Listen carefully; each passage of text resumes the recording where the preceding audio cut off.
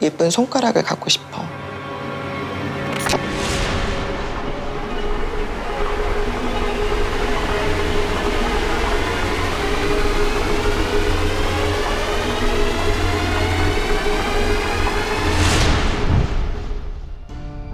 초등학생을 유인해 살해하고 시신을 훼손한 인근 아파트 옥상에서 시신이 발견됐습니다. 왜 남의 애를 갖다가 그 이쁜 애를 왜 죽였지? 왜 그랬는지. 어떻게 했어요? 사진을 어떻게 되겠어요? 제가 저기 놓고. 횡단지에 사는 16살 소녀가 경찰에 붙잡혔습니다. 이게 꿈이라고 얘기를 했었습니다. 자기는 이게 꿈인 줄 알았다. 근데 이게 실제로 죽인 거였어요? 방향이 갖고 싶어서 선물로 줬다고 했어요. 김양하고 평소에 만나서 무슨 얘기 하셨습니까? 왜 어린아이를 그렇게 살해하셨는지 말씀 좀 해주시죠. 계속해서 김양이 박양을 보여주고 있기 때문에 박양은 몰랐을 거다.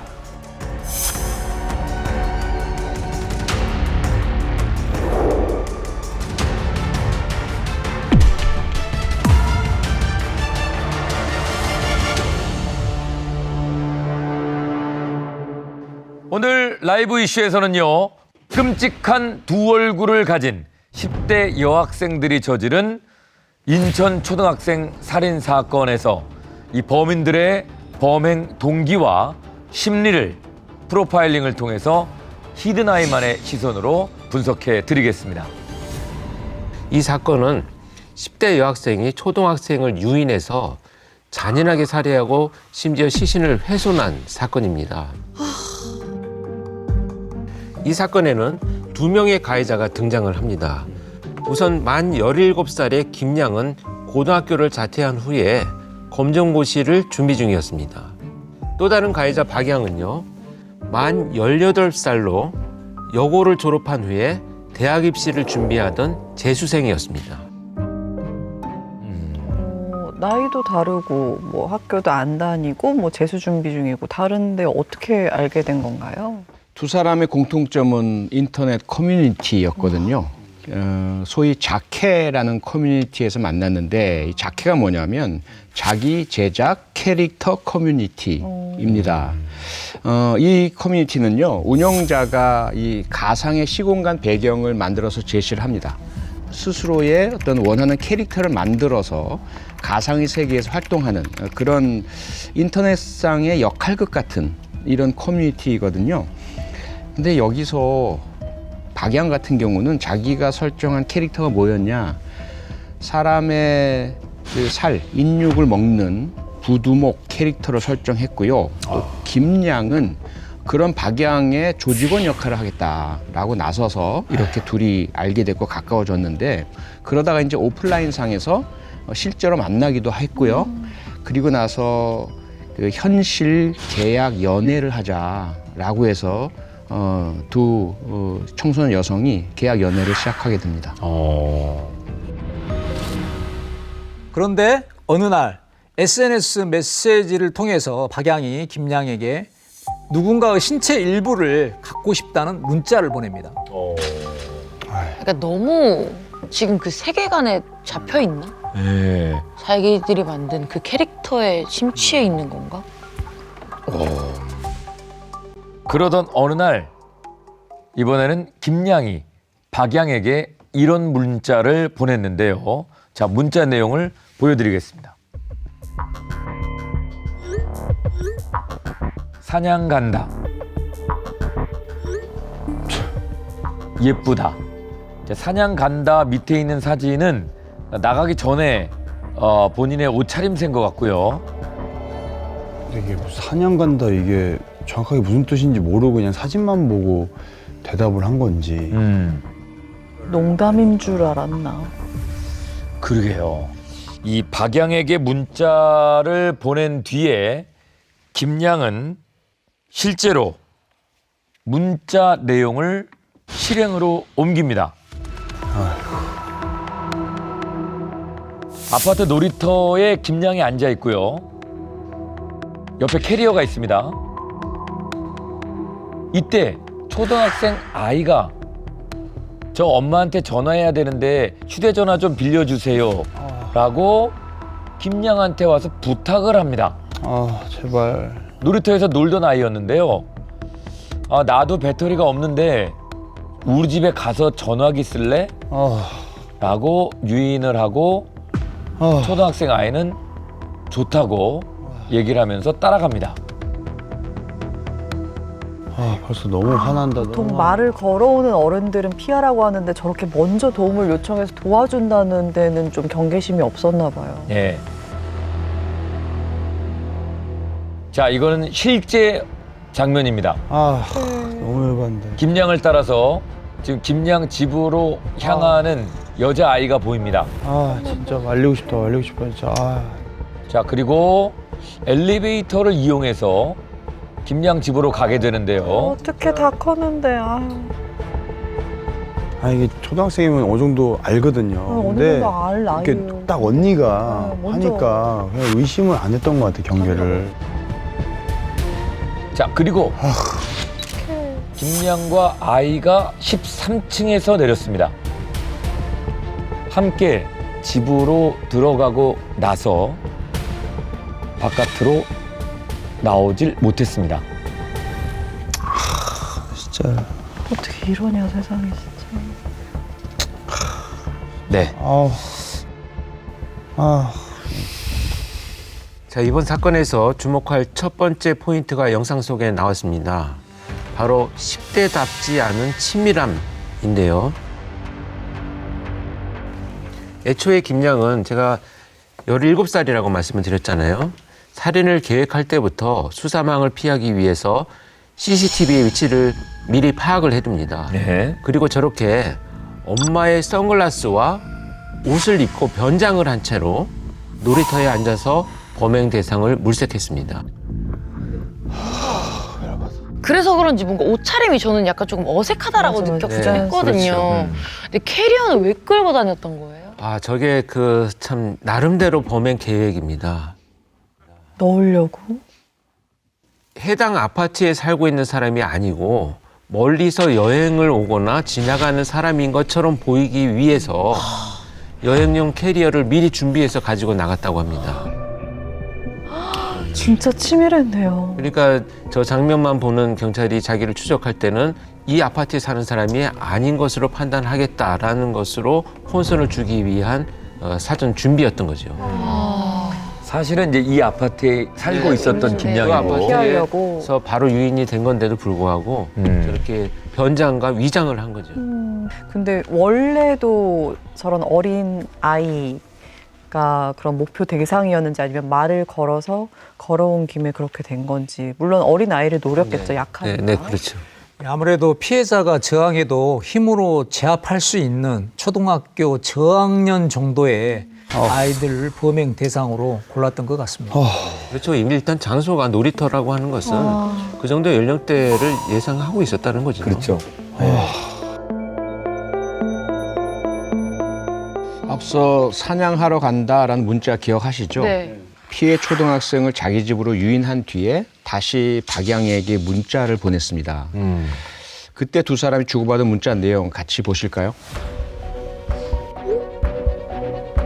때려서 말렸어야 되는데. 너무 구체적이잖아. 그럼 말려야지. 아 우리가 서로 계획했네. 살아 있어? 와. 어떡해. 저때 말려야 돼. 저 얘기는 알죠. 응? 아 미친놈들 진짜. 와. 진짜. 너무 쓰레기들 진짜. 아니 아무리 애들이 저렇게 철딱서니가 뭐. 그냥 악마들이죠. 저 얘기 너무 어떻게 그냥 불쌍해서 어떡하냐.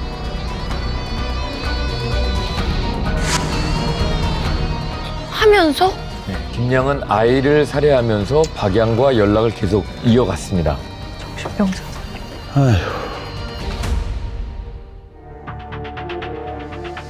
자, 2시간 뒤에 다시 김양이 화면에 잡혔습니다. 엘리베이터 안의 모습인데요. 옷이 바뀌었고 그리고 손에 검은 봉지가 들려 있습니다. 이후에 사체 일부를 유기했고요. 그리고 와. 1시간 뒤에 옷을 갈아입고 다시 집 밖으로 나왔습니다. 계속 갈아입는. 와, 오늘 제정신이 아니네요, 다. 네. 그리고 김양과 박양은 홍대역 부근에서 만났습니다. 김양은 박양에게 종이 봉투를 선물로 건넸습니다. 야, 저 사람도 많은 홍대 입구에. 와. 진짜 너무 충격이네. 진짜. 자, 여기서 이번 사건의 두 번째 포인트가 등장을 하는데요. 바로 10대답지 않은 대담함입니다. 김양은요, 자신의 집에서 피해자를 살해한 후에 CCTV가 없는 비상계단을 통해서 아파트 옥상 물탱크 근처에 유기를 했고요. 또 일부 시신은 아파트 음식물 쓰레기통에 버렸습니다. 아니 근데 아까 제가 너무 놀란 게 그 부모님과 같이 살고 있는 자기 집에서 아파트에서 빨리 잡히잖아요. 그러면 CCTV도 많았고 근데 왜 아파트에서 범행을 한 건지 알 수 있을까요? 기본적으로 범인들이 이제 범행 방식을 선택할 때는 4가지 중에 하나의 이유에 선택을 하거든요. 하나는 필요, 그 장소, 그 방법, 그 시간대를 택해야 할 어떤 필요가 있을 때, 그때 아니면 못 한다든지. 두 번째는 기회입니다. 자기가 생활하는 그 범주 내에 그 범행을 하거나 유기하거나 이럴 수 있는 어떤 기회가 발생한다면 그렇게 하는 경우들이 있고요. 세 번째는 이제 흥분이나 욕구가 발생을 해서 그 장소나 그 시간 그 방법을 택하고요. 마지막이 이제 이 경우라고 보거든요. 사회기술 부족 혹은 범죄기술 부족. 분명히 가장 적절한 장소라고 하긴 어렵죠.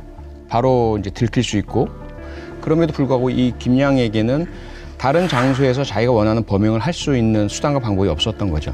차량이 있는 것도 아니고요. 다른 실내 공간을 확보할 수 있는 여력이나 또는 방법도 없었고요.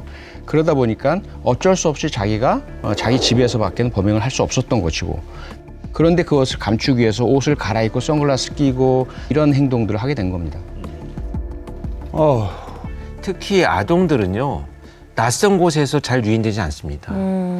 자기들이 가장 친숙한 곳에서 유인되기 때문에 피해자를 선정해서 유인하기 위해서는 오히려 그 낯선 곳이나 먼 거리보다는 훨씬 더 범죄가 피해자를 물색하기가 좋지 않았을까 이렇게 보여집니다. 네.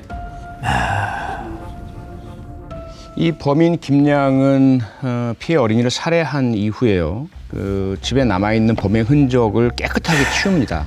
그렇게 치운 이후에 피해 초등학생 시신 일부를 박양에게 선물로 주기 위해서 인천에서 서울로 갑니다.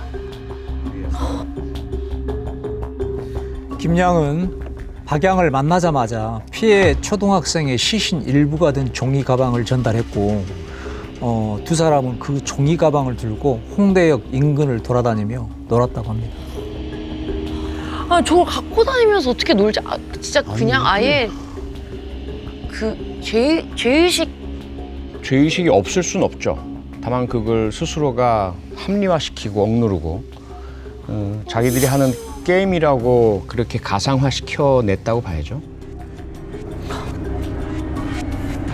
그러니까 사실 어떻게 보면 진짜 저희가 봤었을 때 진짜 10대라고 했었을 때 너무 놀라울 정도로 치밀하게 좀 자신의 계획대로 움직였잖아요. 네. 근데 경찰은 어떻게 김양이 범인이라는 거를 딱 추측을 한 거예요. 일단 피해 학생의 귀가가 늦어지니까 어린 나이임에도 불구하고 연락도 닿지 않고 그래서 부모가 경찰에 신고를 합니다.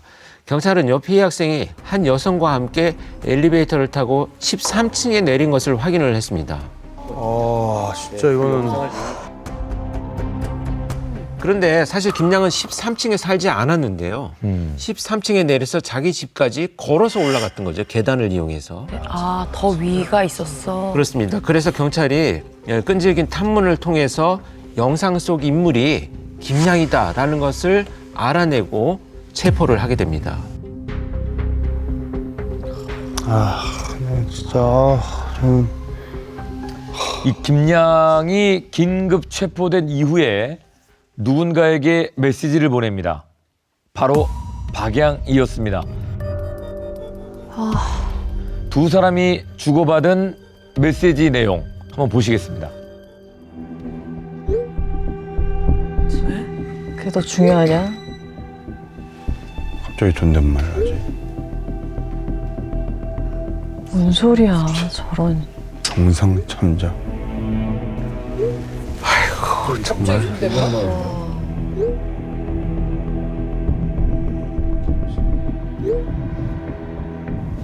아이고야. 지워달라고 하나 보네. 뭔 소리야.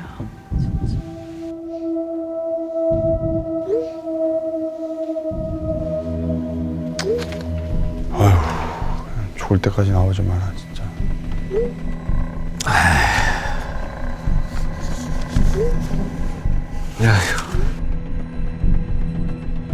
제가 도망치려고.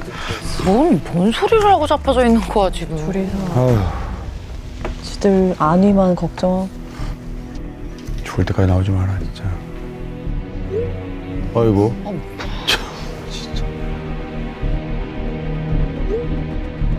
인간 같지도 않은 것들을 이거 왜 봐야 돼? 너무 열받아 진짜.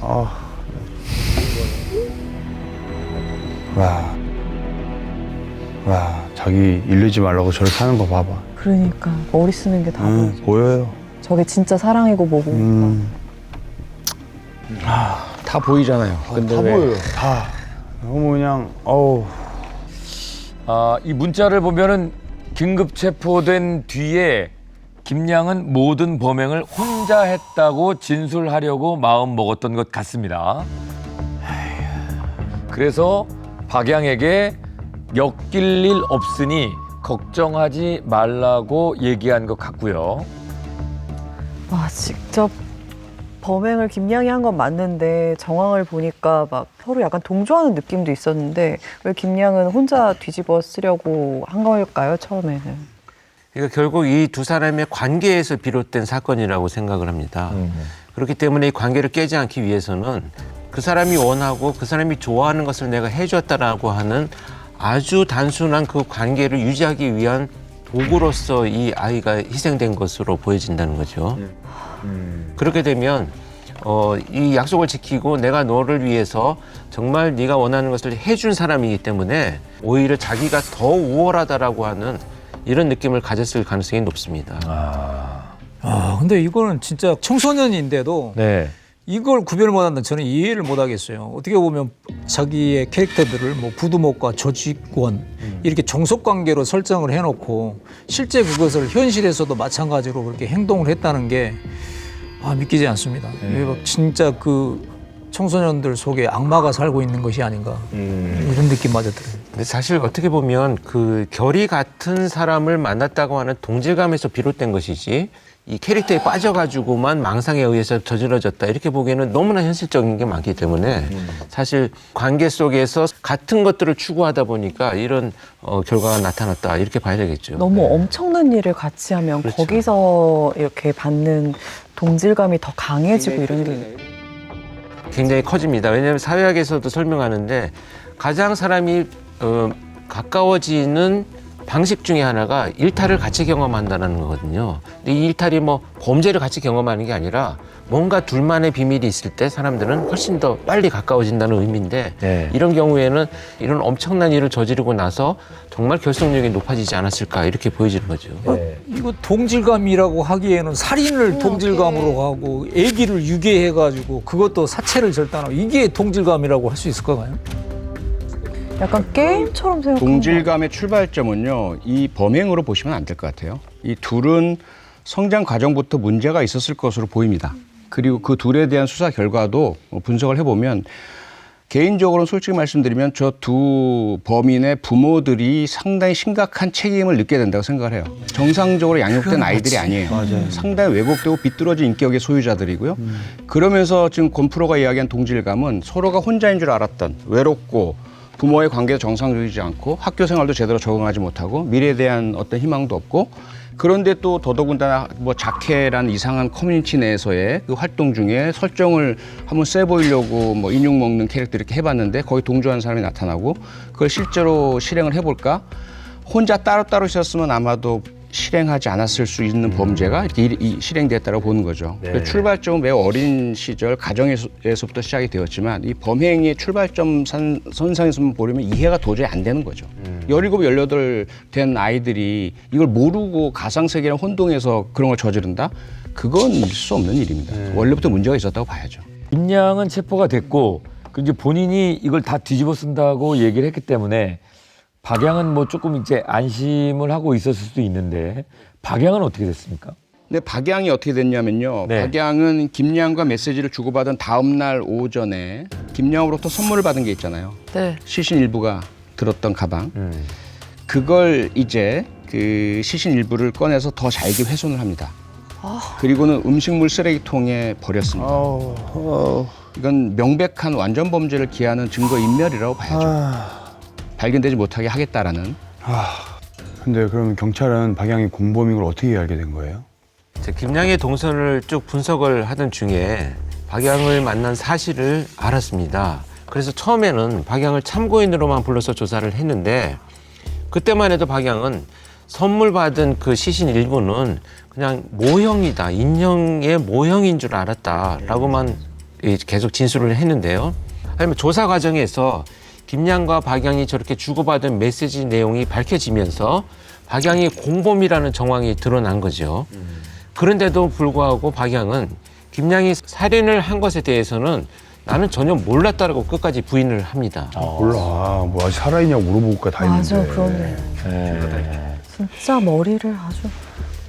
두 사람에 대해 강도 높은 조사가 계속됐습니다. 김양은 범행 동기에 대해서 기억이 전혀 안 난다고 하다가 피해 학생이 고양이를 괴롭혀서 죽였다고 했다가 진술을 계속 번복합니다. 게다가 자신이 다중인격이기 때문에 다른 인격이 살인을 저질렀다고 주장하기도 했고요. 아스퍼거 증후군이 있다고 진술하기도 했었습니다. 어디서 본 건 많아가지고 어디서 뭐 다 들이대. 진짜 다중인격은 아니었던 건가요? 아니죠. 다중인격일 수가 없습니다. 다중인격이라는 그 정신과적으로는 해리성 정체성 장애라고 하는데요. 한 인격, 주인격이 보조인격으로 바뀔 때 정신을 잃습니다. 그리고 다른 인격이 하는 일들 기억을 전혀 못해요. 그래서 본인이 한 이상한 행동을 다른 사람들은 알지만 자기는 모르는 현상이 나타나거든요. 그런데 김양이 어떤 부분에 있어서도 전혀 그런 다중인격 장애의 전형적 증상 전혀 보이지 않습니다. 자기가 하는 행동 다 알고 있고 자기가 다 그걸 변명하고 합리화하고 주장하고 이런 상황이고요. 그리고 경찰 조사 결과 과거에 우울증으로 치료받은 전력도 있고 조현병 치료 전력도 있긴 있었습니다. 하지만 범행 당시엔 전혀 그런 정신질환 때문은 아닌 것으로 보입니다. 아스퍼거 증후군 역시 그것이 이런 범행의 원인이 될 수는 전혀 없는 것이고요.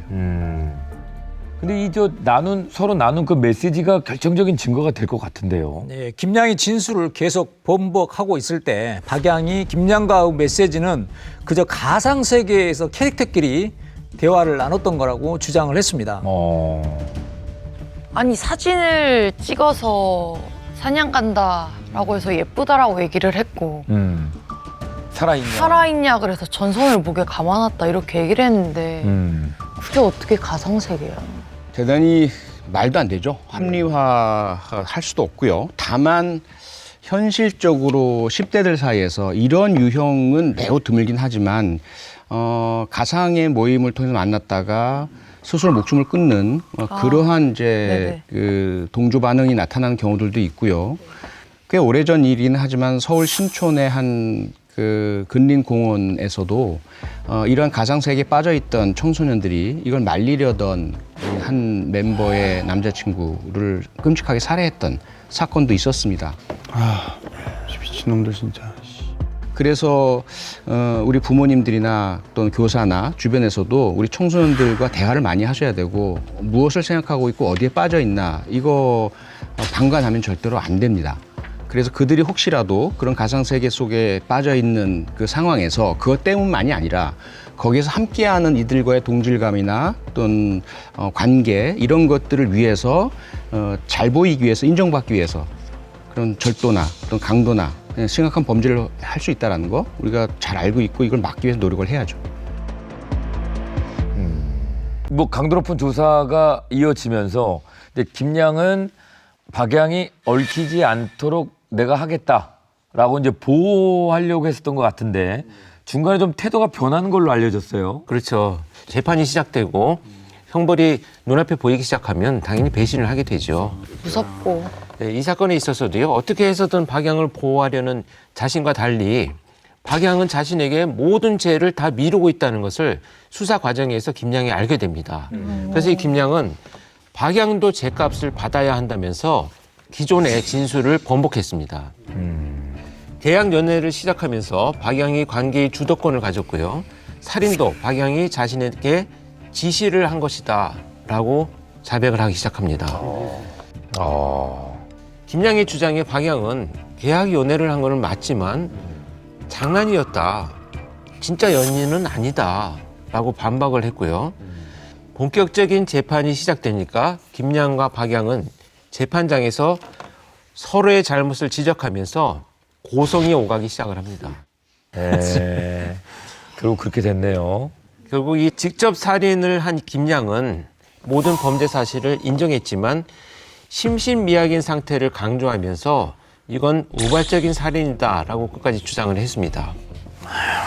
박양은요, 살인, 사체유기 혐의로 재판을 받았습니다. 그런데 김양의 살인이 가상세계에서 일어난 일인 줄 알았고 나는 범행에 절대 가담하지 않았다는 주장을 계속 이어갑니다. 그러면서 박양은 무려 12명의 초호화 변호인단을 꾸리기도 했습니다. 그 초호화 변호인단을 꾸리고 재판을 좀 빨리 끝내달라고 오히려 재판부를 변호사를 통해서 압박하기도 했습니다. 근데 재판을 왜 빨리 끝내려고 한 거예요? 거긴 이유가 있었습니다.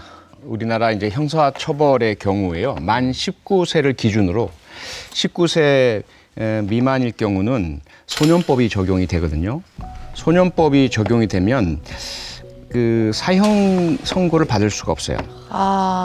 그리고 무기징역형도 금지되어 있습니다. 그런데 이 소년법의 나이 적용은 범행을 저지를 당시가 아니고요. 재판을 받고 형량을 선고받을 당시의 나이를 따지거든요.